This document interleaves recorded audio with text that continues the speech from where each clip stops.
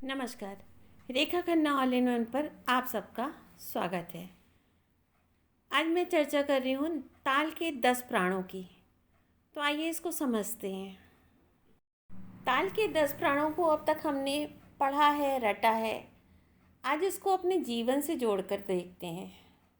प्राण प्राण यानी कि वो तत्व जिससे हम इंसान या जीव जंतु, पेड़ पौधे सभी जीवित होते हैं, सजीव होते हैं। हम जीवित हैं तो हम अपने जीवन का एक लक्ष्य तय करते हैं, उस मार्ग पे चलते हैं। कभी कभी हम अपनी बातें बिना बोले कहते हैं, ज़्यादातर तो बोल के कहते हैं, कभी कभी इशारों में कहते हैं या बिना बोले ही कहते हैं। अपने कार्यों की लक्ष्य प्राप्ति के लिए हमें प्रभु ने अंग दिए हैं। फिर हमारे अपने लक्ष्य होते हैं, हमारे पास घर होते हैं। और फिर हमारा क्या होता है कि कभी कभार हम अपने कार्य को समय से पहले ख़त्म कर लेते हैं, कभी समय पे ख़त्म, निश्चित समय पे ख़त्म करते हैं, कभी समय बीत जाने के बाद ख़त्म करते हैं। फिर हमारे पास हर व्यक्ति में अलग अलग कलाएं हैं, उनका हम प्रदर्शन करते हैं। हमारे हर एक के जीवन में अपनी एक अलग लय है। कोई कार्य को जल्दी करता है, कोई आराम से करता है, आलसी होता है, कोई बहुत फुर्तीला होता है, किसी को परफेक्ट काम करना पसंद है, कोई कहता है अच्छा कर लेंगे, है ना। तो हमारे जीवन में एक लय होती है हर एक के अपने जीवन में। फिर हम अपने कार्य का विस्तार करते हैं, उन्नति की ओर बढ़ते हैं।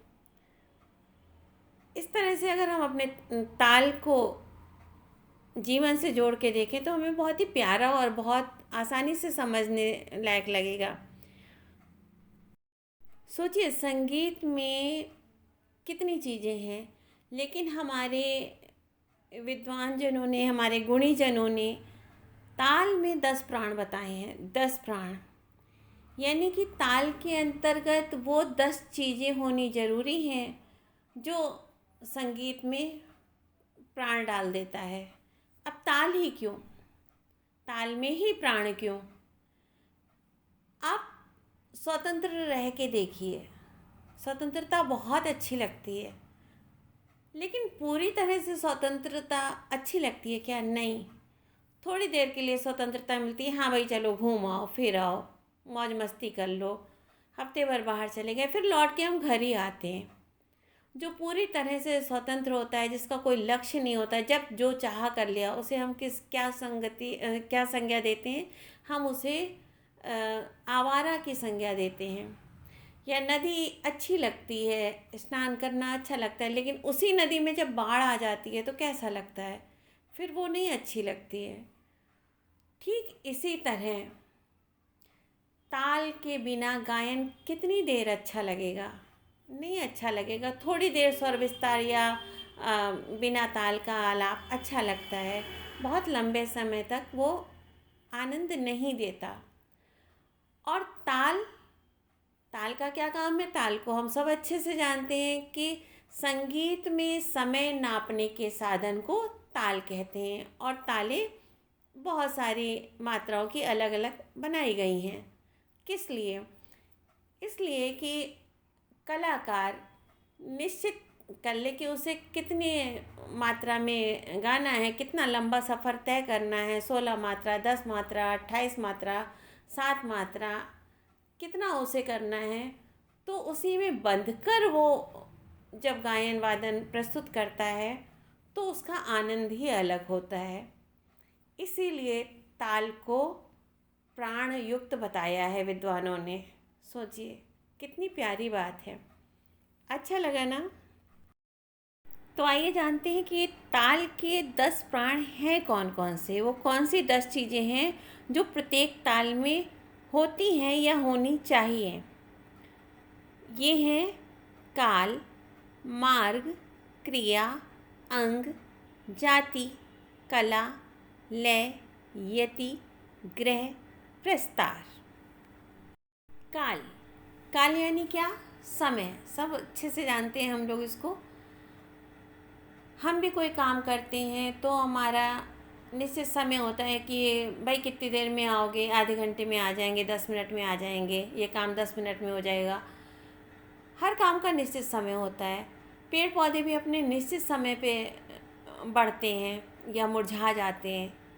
ठीक इसी तरह संगीत में भी एक निश्चित समय होता है, तो उस निश्चित समय को कैसे नापेंगे? वो ताल के द्वारा ही हम नापेंगे। कलाकार ने कौन सी ताल लिए, 16 मात्रा के लिए, 7 मात्रा के लिए, 10 मात्रा के लिए, अब वो उस ताल के कितने आवर्तन में अपनी चीज़ों का प्रदर्शन करता है, अपनी कला का प्रदर्शन करता है, तो संगीत में ये काल हुआ। और वैसे हमारे जीवन में दिन हैं, घंटे हैं, महीने हैं, साल हैं, है ना, ये सब भी काल को नापने के साधन है। पर संगीत में ताल और ताल की मात्राएं काल को नापने के साधन बताए गए हैं। तो ये था ताल के 10 प्राणों में से पहला प्राण, यानी कि गाने बजाने अथवा नाचने में जो समय व्यतीत होता है उसे काल कहते हैं। ताल के एक आवर्त का समय, पूरे स्थायी अथवा अंतरे का समय अथवा विभिन्न विभागों या मात्राओं का समय, ये सभी काल के क्षेत्र के अंतर्गत आते हैं। अब हम चर्चा करेंगे मार्ग की। मार्ग ताल का दूसरा प्राण है। मार्ग यानी क्या? जब हम अपने दैनिक जीवन में किसी कार्य के लिए जाते हैं तो एक निश्चित मार्ग पर ही तो चलते हैं कि हमें कहाँ जाना है, उस रास्ते पे चलते हैं। तो संगीत में मार्ग का क्या है, ताल में इसका क्या महत्व है? किसी भी ताल की उस रीति का जिससे वह अपनी प्रथम मात्रा से अंतिम मात्रा तक चलती है, मार्ग कहते हैं। अर्थात ताल के रास्ते को मार्ग कहते हैं, जिसका अर्थ यह है कि ताल में मात्रा परिमाण यानी कि मात्राओं की संख्या कितना माना गया है, उसके अनुसार उसके विभिन्न अंग कितनी कितनी मात्राओं के हैं, ताली खाली आदि कितनी दूर पर आती है इत्यादि, ये सब क्या है? ताल के मार्ग हैं। ठीक है। प्राचीन काल में मात्रा के परिमाण को बदलकर और साथ ही साथ किसी मुख्य अंग विभाग की मात्राओं की संख्या में परिवर्तन करके विभिन्न ताल पद्धतियों अथवा विभिन्न ताल की रचनाएं होती थीं। जैसे अक्षर काल मात्रा का एक छोटा परिमाण था, जिसके आधार पर 35 कर्नाटक तालों की पद्धति बनी और 4 अक्षर कालों के बराबर एक मात्रा मानी गई, जिसके आधार पर अर्थात मात्रा के जिस बड़े परिमाण से 108 तालों की पद्धति अथवा कुछ अन्य पद्धतियाँ बनी थीं। आधुनिक 35 कर्नाटक तालों की रचना में लघु की मात्राएं बदलती हैं। तो ये था मार्ग। क्रिया। अब हम जानेंगे क्रिया को। ताल का तीसरा प्राण क्रिया। क्रिया यानी क्या? कार्य के करने की शैली को क्रिया कहते हैं। हम भी अपने जीवन में कोई भी कार्य करते हैं तो हर एक का अपना एक तरीका होता है। तो ताल में इसको कैसे जानेंगे? हाथ से ताल प्रदर्शित करने की रीति को क्रिया कहते हैं। दोनों हाथों के संयोग से शब्द पैदा करना, उंगलियों से मात्राएं गिनना, हाथ को दाएं या बाएं ओर झुकाकर मात्राएं प्रदर्शित करना, ये सब क्या है? ताल की क्रियाएं हैं। क्रिया प्रधानता 2 प्रकार की बताई गई है, मार्गी और देशी। इन दोनों के 2-2 भाग बताए गए हैं, निशब्द और सशब्द। निशब्द जैसा कि हम जानते हैं, जैसे मैंने पहले भी बताया कि हम ज़्यादातर बोल के बातें करते हैं, कभी कभी हम बिना बोले भी बताते हैं, तो वो सशब्द यानी कि शब्द के साथ, और निशब्द यानी कि बिना शब्द के। तो इनको अलग अलग भी जान लेते हैं। इनके 2 प्रकार हैं, मार्गी और देशी।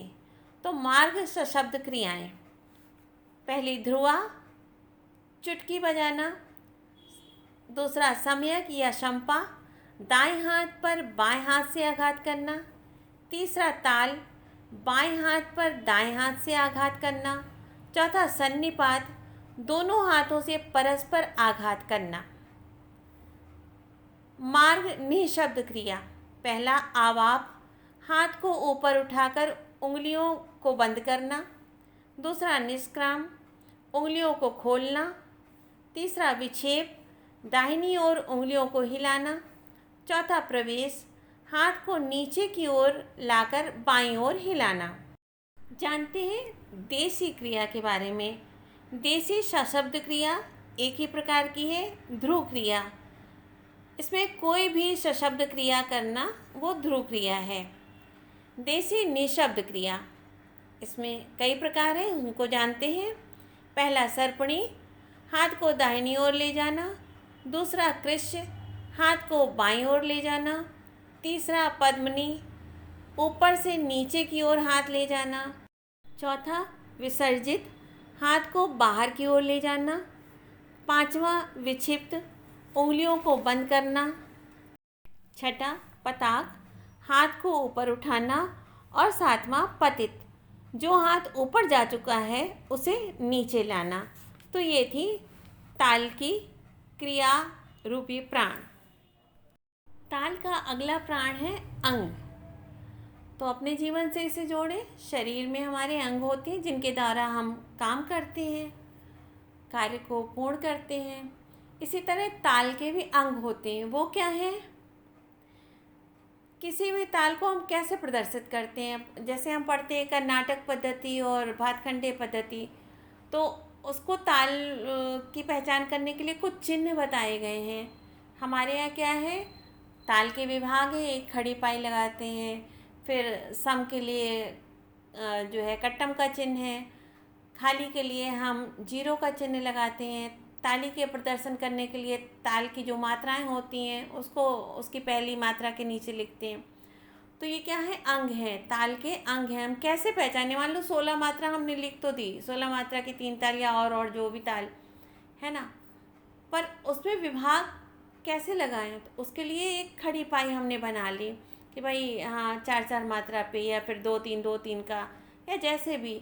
तो ये क्या है, अब भाई हम सम कहाँ पे दिखाएं, कहाँ पे हम मेन प्रदर्शन करें उसका, तो उसके लिए हमने कट्टम बना लिया। फिर अब खाली का आया थोड़ा सा हल्का सा प्रदर्शन, तो क्या हुआ, हमने जीरो का चिन्ह हमें दे दिया गया कि वहाँ पे हम जीरो लिखेंगे। और ये सब पहली मात्रा के नीचे ही लिखिएगा विभाग के, इसका ध्यान रखा करिए जो बिगनर्स हैं।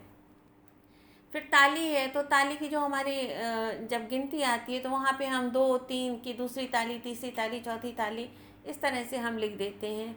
तो ये हमारे ताल के अंग हैं, यानी कि ताल के विभागों को अंग कहते हैं। विभिन्न तालों में विभिन्न मात्राओं के विभिन्न विभाग होते हैं। तो ये तो हमारे थे ताल के अंग। अब कर्नाटक संगीत में 6 अंग माने गए हैं और उनकी मात्राएं और उनके चिन्ह भी अलग अलग हैं। तो कैसे है उनके यहाँ? क्या है? अणुद्रुत, उसका चिन्ह हम कैसे लगाते हैं? हाफ सर्किल है ना, आधा चंद्रमा, अर्ध चंद्रमा। उसका अक्षर काल क्या है? 1। फिर द्रुत, उसका चिन्ह 0, उसका अक्षर काल 2। लघु, खड़ी पाई, अक्षर काल 4। गुरु, इंग्लिश का 8 या S, अक्षर काल 8। प्लुत, इंग्लिश का 8 या हिंदी का 3, अक्षर काल 12। फिर काकपद, चिन्ह प्लस, अक्षर काल 16। तो ये कर्नाटक पद्धति के ताल के अंग हैं। तो ये हुए अंग, क्योंकि हर जगह अंग जरूरी है। बिना अंग के तो पेड़ों में भी शाखाएं निकलती हैं, है ना। तो अंग जरूरी है। तो ताल को कैसे हम प्रदर्शित करें, उसके लिए ये चिन्ह रूपी अंग दिए गए हैं। तो ये ताल का प्राण था। ताल का अगला प्राण है 5वां प्राण, ग्रह। ग्रह यानी क्या? हमारे पास भी घर होता है, एक निश्चित जगह होती है जहाँ से हम निकलते हैं अपने काम के लिए और फिर लौटकर वापस आते हैं। तो संगीत में भी एक ऐसा स्थान निश्चित किया गया है कि आप पूरा घूम फिर के आओ और वहाँ पे आके दिखाओ कि भाई हम आ गए घर, है ना, जिसको कि हम सम कहते हैं। तो ग्रह यानी ताल की जिस मात्रा से कोई गीत या गत प्रारंभ किया जाता है उस स्थान को गृह कहा जाता है। अब आम जिंदगी में भी क्या होता है, ज़्यादातर तो हम अपने घर में ही रहते हैं। कभी कभार हम चेंज के लिए कभी किसी दोस्त के यहाँ चले गए या कभी हम बाहर घूमने चले गए तो वो हमारा घर होता है, होटल वगैरह में रुकते हैं। संगीत में इसको कैसे देखें कि संगीत में क्या होता है कि कभी तो पहली मात्रा जिसको हम सम बोलते हैं वहीं से गीत या गत प्रारंभ हो जाती है, लेकिन कभी कभी क्या होता है अन्य अन्य जगहों से, कभी नौ खाली से, कभी 12वीं मात्रा से, कभी कहीं से कलाकार अपने गीत या गत का, अपने टुकड़ों का प्रदर्शन करता है। तो इस तरह से ग्रह क्या हो गए, दो प्रकार के बताए गए, समग्रह और विषमग्रह। समग्रह क्या हुआ, जब गीत या गत का प्रारंभ ताल की पहली मात्रा से हुआ तो उसे समग्रह कहते हैं। विषमग्रह क्या हुआ, जब गीत या गत का प्रारंभ ताल की प्रथम मात्रा से ना होकर किसी अन्य मात्रा से होता है तो उसे विषमग्रह कहते हैं। इस विषमग्रह के अंतर्गत दो और उपग्रह बताए गए हैं, अतीत ग्रह और अनागत ग्रह।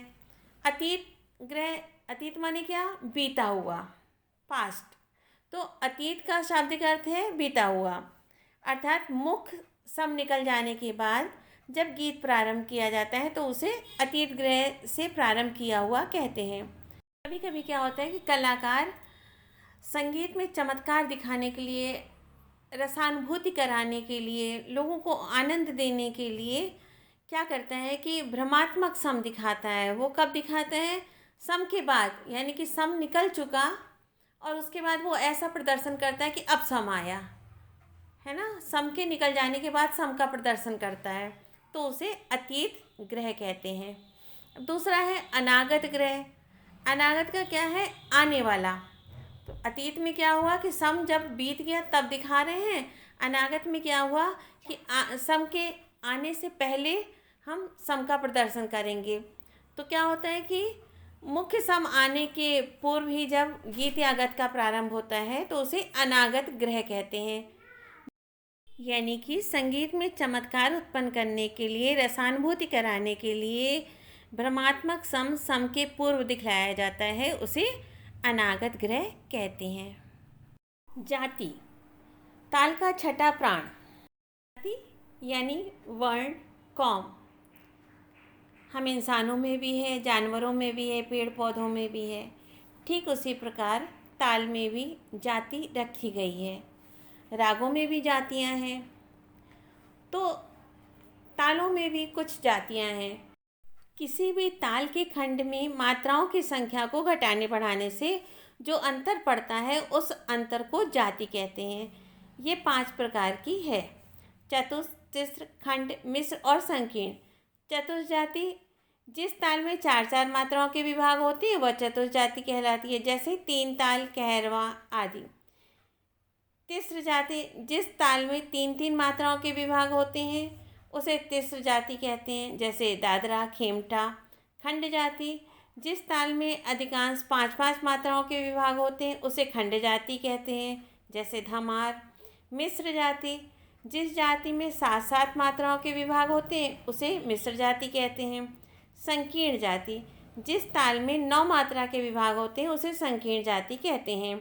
इन जातियों का महत्व दक्षिण पद्धति की तालों में विशेष रूप से है। इसके अतिरिक्त लय की भी जातियाँ होती हैं, बराबर की लय, दुगुन की लय, चौगुन की लय, अठगुनी लय, 16 गुनी लय इत्यादि चतुर्थ जाति की लय होती हैं। इसी प्रकार आधी व पाव लय भी चतुर्थ जाति की लय होती हैं। पौनी, ड्योढ़ी, तिगुनी, 6 गुनी, 12 गुनी ये तिस्र जाति की लयकारियाँ हैं। सवा गुनी, 2.5 गुनी, 5 गुनी, 10 गुनी ये लय खंड जाति के अंतर्गत आती हैं। पौने दुगनी, 3.5 गुनी, 7 गुनी इन्हें मिश्र जाति की लय कहते हैं। 2.25 गुनी, 4.5 गुनी और 9 गुनी ये संकीर्ण जाति की लय कहलाती हैं। कला, ये है ताल का 7वां प्राण। जैसा कि शब्द से ही स्पष्ट हो रहा है, कला यानी कि कला का प्रदर्शन करना। यहाँ हम ताल के प्राणों की बात कर रहे हैं तो हम ताल वादक की ही बात करेंगे कि वो अपने कला का प्रदर्शन कैसे करता है, या वो संगत कर रहा है तो वो किस ढंग से अपने साथी कलाकार के साथ संगत कर रहा है, किस तरह से उसके संगीत को और सुंदरता प्रदान कर रहा है और अधिक रस प्रदान कर रहा है। तो ये हम उसकी कला के अंतर्गत रख सकते हैं। हम कह सकते हैं कि जो हमारे पास आज घराने हैं वो इन्हीं कला का जो अलग अलग से प्रदर्शन और बोलों का निकास या जो भी उनकी अपनी विशेषताएं हैं वो कला के अंतर्गत ही आती हैं। तो कला के अंतर्गत तबले का वादन, संगत करने का तरीका, तभी देखिए हर एक अपना संगतकार अपने ढंग से लेता है कि कौन अच्छी संगत करता है, हम उसके साथ प्रदर्शन करें जिससे मेरा प्रदर्शन भी और अच्छा हो और उत्तम हो और रसानुभूति करा सके अपने श्रोताओं को, दर्शकों को। तो कला के अंतर्गत क्या आता है, कला का प्रदर्शन कैसे कर रहा है, कैसे बैठा है, कैसे उसका वाद्य का रखाव है, उसका हाथ का रखाव कैसा है, कैसे बोलों का प्रदर्शन है।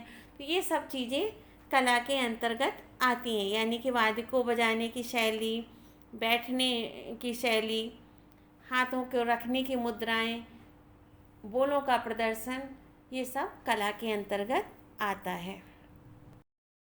संगीत का अगला प्राण है 8वां प्राण, लय। जैसे कि हम सब देखते हैं कि हमारे अपने जीवन में भी एक लय है। अगर हमारा जीवन लयात्मक नहीं है, एक निश्चित रूटीन से हम नहीं चल रहे हैं, समय से काम नहीं करते हैं, तो कितना गड़बड़ हो जाता है ना। और हमारे हर एक के जीवन में, जैसे पहले भी मैंने बोला कि एक अलग ढंग से कोई बहुत सुस्त होता है, कोई ठीक ठीक काम करता है, कोई बहुत फुर्तीला होता है।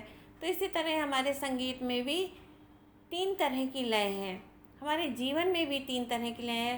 अब हम पंखा चलाते हैं, हम कहते हैं भाई स्लो कर दो, मीडियम पे कर दो, फास्ट कर दो। तो ये लय हमारे पूरे जगत में, पूरी सृष्टि में व्याप्त है। वही लय हमारी संगीत में है। जहाँ भी जरा सी लय गड़बड़ होती है तो हमारा संगीत बिल्कुल बेकार हो जाता है। तो आगे और लय को जानते हैं। पहले हम लय को जान लेते हैं कि लय है क्या। ताल की एक मात्रा से दूसरी मात्रा, दूसरी मात्रा से तीसरी मात्रा तक के जो बीच में समय हम व्यतीत करते हैं, जो समय लगाते हैं, जो समय हम बिताते हैं, उसे लय कहते हैं। यानी कि एक मात्रा से दूसरी मात्रा तक, दूसरी मात्रा से तीसरी, तीसरी से चौथी, ये बराबर लय जानी चाहिए। वो लय चाहे कैसी हो, चाहे धीमी हो, मध्य हो या तेज हो। तो लय कितने प्रकार की हो गई? 3 प्रकार की बताई गई है। संगीत में भी है और हमारे जीवन में भी। तो संगीत में जो लय बताई गई है वो क्या है? विलंबित लय, मध्य लय और द्रुत लय। विलंबित लय माने कि बिल्कुल जैसा कि बताया जा रहा है, स्लो, विलंबित, धीमे, है ना। जैसे हम संगीत की बात करें तो विलंबित गायन होता है। तो उसमें क्या होता है, एक मात्रा से दूसरी मात्रा के बीच में हम थोड़ा समय ज़्यादा लगाते हैं, 2-2 मात्रा का, 3-3 मात्रा का अंतराल रखते हैं, है ना। मध्य यानी कि बराबर की, ना जल्दी ना तेज, विलंबित से दुगनी। द्रुत यानी कि तेज, मध्य की दुगनी। ठीक है, तो ये संगीत में 3 तरह की लय हुई, विलंबित, मध्य और द्रुत। ताल का अगला प्राण है 9वां प्राण, यति। संगीत में लय, गत अथवा गीत के नापने की पद्धति को यति कहा गया है। यानी कि लय को सुंदर रूप देने के लिए जो सिद्धांत, नियम या मार्ग हैं उन्हें यति कहते हैं। इसके 5 प्रकार माने जाते हैं। समयति, इसमें आदि, मध्य और अंत सब में एक प्रकार की ही लय रहती है। जैसे धागे तिट, तागे तिट, कृदा तिट, तागे तिट आदि। स्रोता गता, नदी के प्रवाह स्वरूप। जैसे नदी प्रारंभ में पतली होती है, फिर क्रम से चौड़ी होती जाती है, तो ऐसी रचना को स्रोतागता कहते हैं। जैसे नी धनी, पधनी, मपधनी, गमपधनी इत्यादि। अगर तबले की बात करें तो धा धा, दिन दिन, ना ना ना ना ना, तिन तिन तिन तिन, तक तक तक तक। तो ये इसके उदाहरण हैं। मृदंगायति, इसमें मृदंग की भांति बीच में सबसे द्रुत लय रहती है और प्रारंभ तथा अंत में विलंबित। जैसे धा तेरे किट तक, ता तेरे किट तक, तू ना किट तक, धीरे धीरे किट तक इत्यादि। गोपुच्छायति, ये गाय की पूंछ की तरह प्रारंभ में चौड़ी रहती है और क्रम से पतली होती चली जाती है। इसका उदाहरण मैंने एक टुकड़ा पोस्ट किया हुआ है गोपुच्छायति का, तो आप उसको सुन सकते हैं।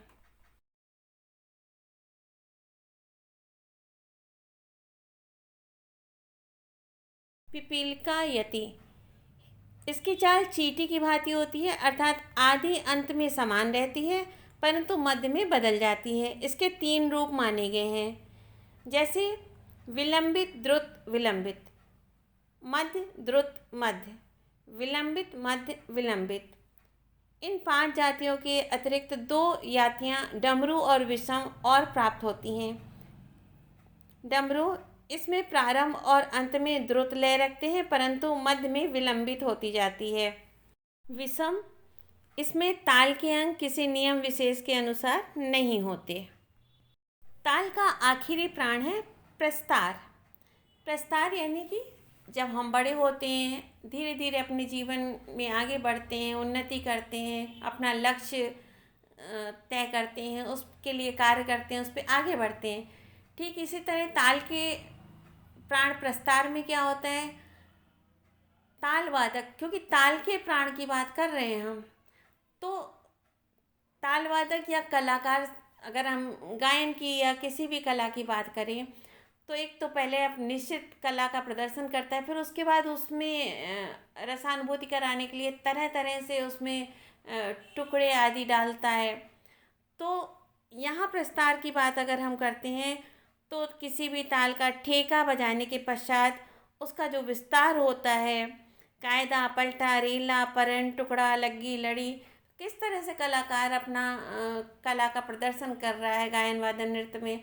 और ताल की बात करें तो संगत की बात करें कि जो कि मैंने शुरू में कहा कि ताल में ही प्राण क्यों, क्योंकि ताल वादक, कोई भी ताल वादक हो, किसी भी तरह से वो ताल दे रहा है, अपने साथी कलाकार के साथ संगत कर रहा है, तो क्या करता है वो अपने कला के प्रदर्शन से, अपनी संगत का जो वो प्रदर्शन करता है कि किस तरह से, कितनी सुंदरता से सामने वाले अपने साथी कलाकार के कला में भी जान डाल देता है। तो ये ताल, अगर मान लीजिए ताल वादक अच्छे से नहीं बजा रहा है, संगत अच्छे से नहीं कर रहा है, बीच बीच में कला का प्रदर्शन अच्छे से नहीं कर पा रहा है, तो उसके साथी कलाकार का जो कला है और अच्छे से नहीं उभर के आ पाएगी।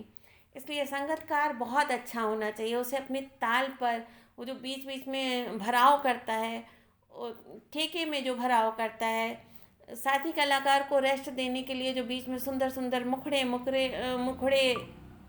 लग्गी, लड़ी, कायदा, टुकड़ा जो भी प्रदर्शन करता है, उससे साथी कलाकार के जो दर्शक हैं, जो श्रोतागण हैं, उनको बांध के रखता है। तो उसके साथी कलाकार को उससे बहुत सहायता मिलती है अपने कला का प्रदर्शन करने में। तो ये था ताल का 10वां प्राण प्रस्तार। कला का किस तरह से वो विस्तार कर रहा है, कोई भी कलाकार है। यहाँ हम ताल के प्राण की बात कर रहे हैं तो हम ताल वादक की ही बात करेंगे। या कथक में भी जब वो कलाकार अपनी कला का प्रदर्शन किस तरह से कर रहा है, किस तरह से अपने दर्शक को बांध के रख रहा है, अपने श्रोतागणों को बांध के रख रहा है, तो ये है ताल के 10 प्राण।